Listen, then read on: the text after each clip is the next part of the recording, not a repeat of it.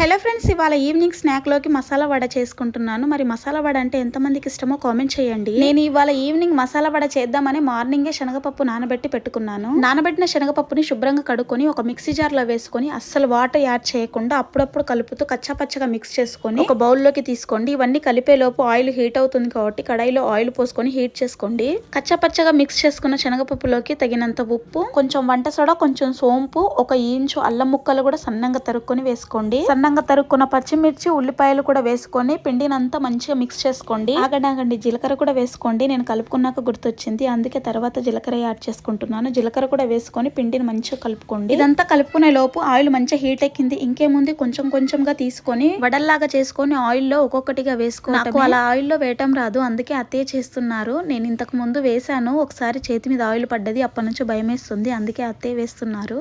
medium flame లో పెట్టుకొని fry చేసుకుంటూ తీసి సర్వ్ చేసుకుంటూ